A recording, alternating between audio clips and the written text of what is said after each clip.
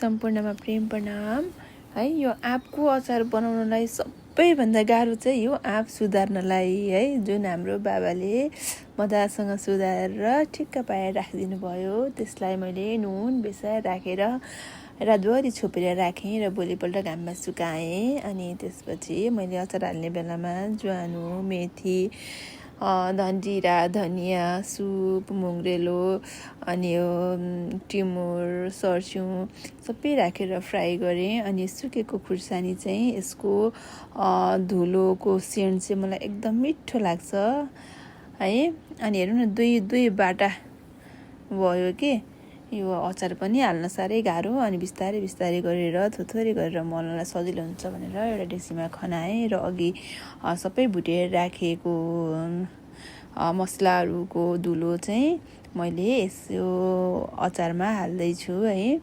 यसमा नुन र बेसार पहिले हालेको कारणले यसमा नुन र बेसार चाहिँ कमै हाल्दा पनि हुन्छ। नुन चाहिँ तर अलिकति बढी हुँदा पनि त्यति फरक पर्दैन, किनकि अचारमा अमिलो हुन्छ। अनि यो अकबरी खुर्सानी चाहिँ मेरो श्रीमानजुलाई एकदमै मनपर्ने है। आँपको अचारमा खुर्सानी बिचबिचमा टोकेर खानलाई चाहिँ एकदम मिठो लाग्ने भएको भएर अकबरी खुर्सानीको डन्ठै शुद्ध हाल्दैछु है। उहाँ चाहिँ डन्ठा समातेर टोक्नलाई मनपर्छ क्या। अनि यसमा बेसारमा त पहिला पनि कलर छ अलिकति, त्यसमा ठिकै हालेँ यसमा बेसार। अनि अलिकति नुन हालेर है। अनि यसमा चाहिँ मलाई यो कश्मिरी मिर्च भन्ने हुन्छ नि, त्यो चाहिँ मलाई एकदमै चाहिन्छ कि अचार हाल्दाखेरि, किनकि यो कश्मिरी मिर्चले चाहिँ यसको फ्लेभर पनि राम्रो दिन्छ अनि कलर पनि यस्तो राम्रो कलर आउँछ कि।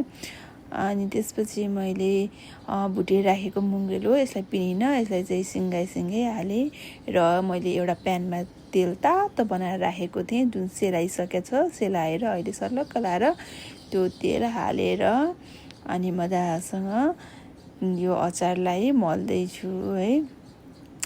अनि यो अचारलाई चाहिँ मल्न साह्रै गाह्रो के, यो धेरै पनि भएको भएर होला सायद है। दुईवटा भाँडामा गरेर मलेछु, त्यही पनि अप्ठ्यारो हुने। यो अचार मल्दै चाहिँ अनि मेरो एउटी साथीको फोन आयो है। अनि त्यसले अचार मलेको देखेर मलाई जिस्काए, ओए तैँले यो अनलाइनमा अचारको बिजनेस गर्न थालिस्, अचार बेच्न थालिस्, मलाई पनि एक सिसी है अरे। त्यसलाई अब अनलाइन बिजनेस गरेछ भन्दैमा सबै थरी बेच्छ त, तर आइडिया पनि नराम्रो चाहिँ होइन। गर्न सके त यो अचार बनाएर बेच्न सके त यो पनि धेरै राम्रो हुन्थ्यो। आफ्नो घरमा बनाएको एकदम अर्ग्यानिक मिठो अचार है। अनि त्यससँग यसमा अरू मसला पनि हाल्दै थिएँ। त्यससँग गफ गर्दा भिडियो बनाउन छुट्यो भने हेर्नु न।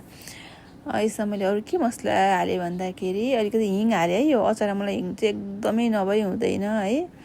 अनि हिङ हालेँ अनि बिरे नुन पनि मजासँग राखेँ। अनि अरू के मसला हालेको छु मैले भन्न छुटाएँ ल अहिले यतिखेर।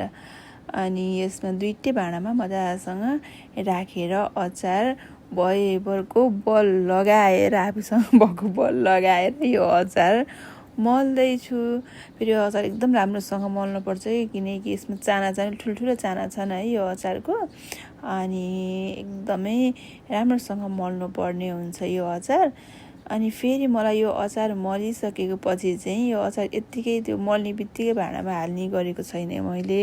यो अचार मलेर अनि केही नभए पनि 3-4 घन्टा चाहिँ मैले यही भाँडामै त्यत्तिकै छोड्ने गरेको छु। बेला बेलामा आउँदै अनि चलाउँदै गरेको छु मैले यो अचार है।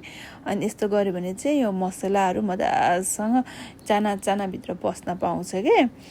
अनि अरू अचार मलाई बनाएर एकछिन छोडेँ। अनि त्यसपछि अरू सबै काम सकेर राति सुत्ने बेलामा चाहिँ अनि यो ठुलो भाँडामा बाल्टीमा चाहिँ मजासँग मैले अघि बनाएको यो अचार चाहिँ अनि खनाएँ।